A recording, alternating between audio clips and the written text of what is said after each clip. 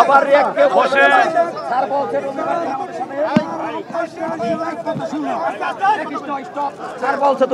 বাংলায় কথাটা বললাম নাকি?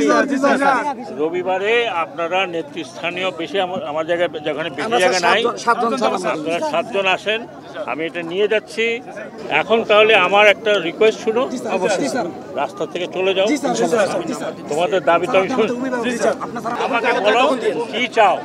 আমরা স্যার বর্তমানে যেহেতু গ্রাম পুলিশ বাহিনীর সদস্য আমরা স্থানীয় পর্যায়ে আইন শৃঙ্খলা রক্ষার কাজটাই আমরা করি। আমাদেরকে স্থানীয় সরকারের অধীনস্থ নিতে হবে। আমরা স্থানীয় সরকারের অধীনস্থ আছি, আমাদেরকে স্বরাষ্ট্র মন্ত্রণালয়ের অধীনস্থ নিতে হবে, যেহেতু আমরা গ্রাম পুলিশ। এখন তোমরা স্থানীয় সরকারের নিচে আছো। জি স্যার। স্বরাষ্ট্র মন্ত্রণালয়ের নিচে নিতে হবে। জি স্যার। তাতে তোমার লাভটা কি? এটা আমি আমাকে স্যার জাতীয় বেতন স্কেলের আওতায় আনতে হবে, পুলিশের ন্যায় সময় স্কেল দিতে হবে স্যার। তাহলে তো পুলিশের ন্যায় তোমাকে পুলিশের কাজও করতে হবে। অবশ্যই করবো স্যার, আমরা করি এখন স্যার। আমরা স্যার গ্রেপ্তারি ওয়ারেন্ট পরোয়ানা, গ্রেপ্তারি ওয়ারেন্ট স্যার আমরা তামিল করি স্যার। পুলিশের সাথে যাই আমরা গ্রেপ্তারি ওয়ারেন্ট তামিল করি। আপনারা স্যার পুলিশের সাথে জানেন। একটা কথা শোনো, এরকম হইচি করলে তো লাভ হবে না। না স্যার, হবে না। আমার কাছে দিছো, তোমার আমার উপরে বিশ্বাস আছে, তাহলে আমি এটা দেখব। ও যে চিল্লাইতেছে, আমি এটা পরশু ফার্স্ট আওয়ারে দেখব। তোমরা যদি কেউ আসতে চাও তাহলে তোমাদের নেতৃবৃন্দ থেকে 5-7 জন আমার কাছে আসো। ধন্যবাদ স্যার। আবার ওখানে সেক্রেটারি সাহেবরা থাকবেন, আমরা বসে এটা দেখব। যদি এটা করা যায়, আমি আশ্বাস দিয়ে যাচ্ছি ইনশাল্লাহ হবে। ধন্যবাদ। আমাদের জীবন একজন কথা বলেন ভাই। আরে শোনেন না, আমার বউ চলে গেছে, আমার বউ চলে গেছে, বউ চলে গেছে, আমার বউ চলে গেছে।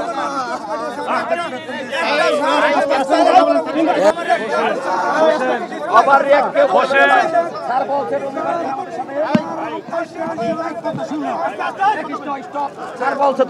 বাংলায় কথাটা বললাম নাকি? রবিবারে আপনারা নেতৃস্থানীয় বেশি আমার জায়গায়, যেখানে বেশি জায়গা নাই, আপনারা 7 জন আসেন। আমি এটা নিয়ে যাচ্ছি। আমি থাকলে ইনশাল্লাহ এই বিষয়টা আমরা আলোচনা করব যে আপনাদের কিভাবে সুরাহা করা যায়। বুঝতে পারছেন? কাজে এখন আপনারা আমার একটা কথা শুনবেন? অবশ্যই শুনবো। শুনবেন তো? তাহলে আপনারা হইচই এখান থেকে যান, আমি শুনে নিচ্ছি। তাহলে স্যার আমরা আজকের নামের তালিকা কি আজকে দিয়ে যাবো?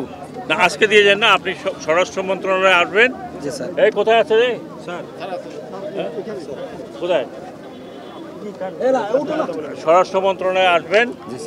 আপনারা 7 জন, যেটা বললেন 7 জন স্বরাষ্ট্র মন্ত্রণালয়ে আসবেন। আপনারা 2টার 3টা 4টার দিকে আসবেন, বা তারও আগে জানবেন যে আমি ফ্রি আছি কিনা।